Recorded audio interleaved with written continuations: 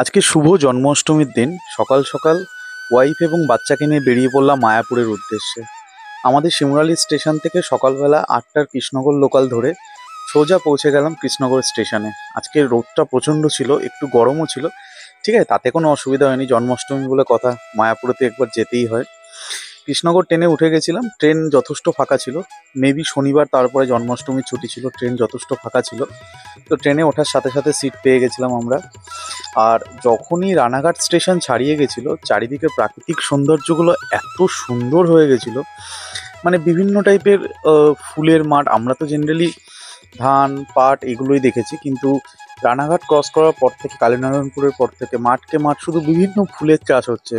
কোথাও রজনীগন্ধা, কোথাও গেঁদা ফুলের চাষ, বিভিন্ন প্রজাতির ফুলের চাষ হচ্ছে। সে এক খুব সুন্দর দৃশ্য লাগছিল।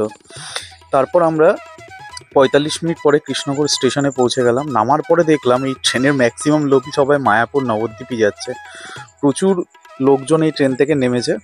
নেমে এখান থেকে আমরা লাইনটা ক্রস করে ওই যে সামনে দেখা যাচ্ছে বাদিকে কিছুটা এগিয়ে গিয়ে মায়াপুর যাওয়ার জন্য সমস্ত টোটোগুলো দাঁড়িয়েছিল। এখান থেকে মায়াপুর দুরকমভাবেই যাওয়া যায়। একটা হচ্ছে এখান থেকে টোটো ধরে নদীর ঘাটে যাওয়া যায়, যেটা 40 থেকে 60 টাকা মতো ভাড়া নেয়। তো ওখান থেকে 3 টাকা দিয়ে নদী ক্রস করে ওপারে যাওয়া যায় মায়াপুরে। আর একটা হচ্ছে ডাইরেক্ট মায়াপুরের অটো আছে, যেগুলো 60 থেকে 100 টাকা করে পার হেড ভাড়া নেয়। সেগুলো হচ্ছে সোজা মায়াপুর ইস্কন মন্দিরের সামনে নামিয়ে দেয়। তো আমরা নদীটাকে অ্যাভয়েড করেছিলাম, আমরা ডাইরেক্ট টোটো বুক করেছিলাম একদম সোজা মায়াপুরের মন্দির অবধি। তো টাইমটা প্রচুর লেগেছিল, কারণ অনেক লম্বা রাস্তা। তো বেশ বাট খুব সুন্দর লাগছিল চারিদিকে প্রাকৃতিক সৌন্দর্য। শরতের আকাশে পেঁজা তুলোর মতো মেঘগুলো দেখতে লাগছিল, সে এক অসাধারণ দৃশ্য চারিদিকে। তো আমাদের টোটো ছুটে চলেছিল খুবই ধীর গতিতে, কারণ আপনারা তো জানেন টোটো খুব একটা স্পিডে যায় না।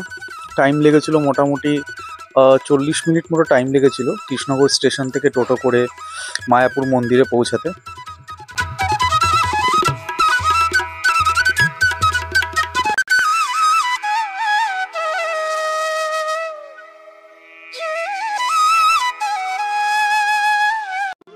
টোটো প্রথমে আমাদেরকে নামিয়ে দিয়েছিল চৈতন্যদেব মহাপ্রভুর মঠে।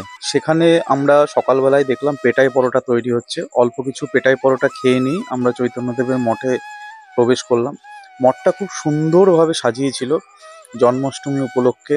আর প্রচুর লোকের সমাগম ছিল।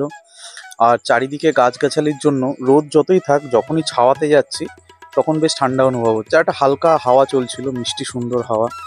চারিদিকে এত সুন্দরভাবে চৈতন্য মঠটা সাজিয়েছিল, খুবই সুন্দর লাগছিল, খুবই সুন্দর লাগছে। আর প্রচণ্ড পরিষ্কার পরিচ্ছন্ন, দেখেই বোঝা যাচ্ছে খুব সুন্দরভাবে মেনটেন করা হয় মঠটাকে।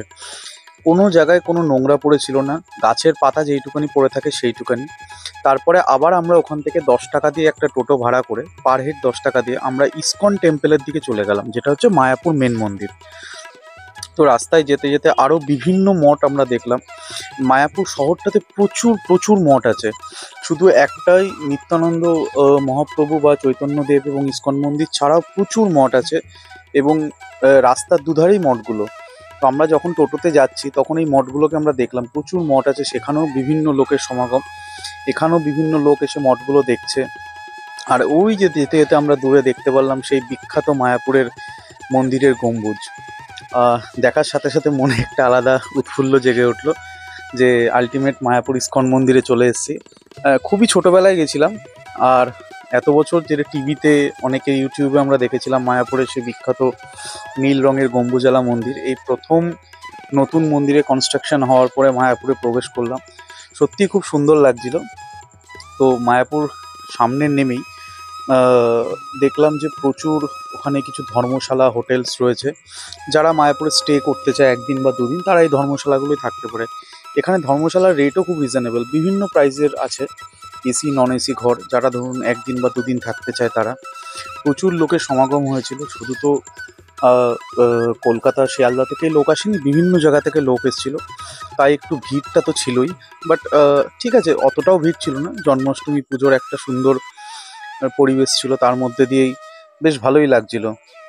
তো মন্দিরের সামনের এই ফ্রন্ট গেট দিয়ে আমরা ধীরে ধীরে প্রবেশ করলাম।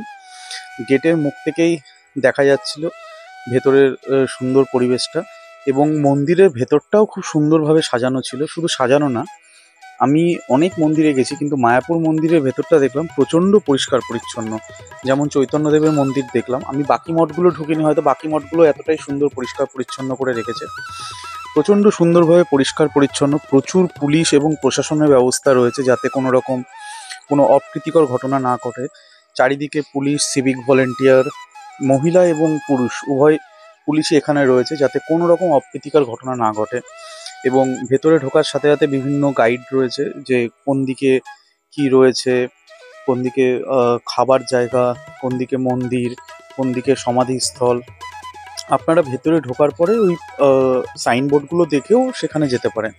ঢোকার সাথে সাথে বাহাতে দেখলাম ওখানে রাধাকৃষ্ণ মন্দিরের পুজো হচ্ছে, সুন্দর খড়ের ছাউনি দিয়ে একটা ছোট্ট মঠ টাইপের, সেখানে রাধাকৃষ্ণ মন্দিরের পুজো হচ্ছে এবং নাম সংকীর্তন হচ্ছে। খুব সুন্দর লাগছিল পরিবেশটা, একটা আলাদাই অনুভূতি আসছিল।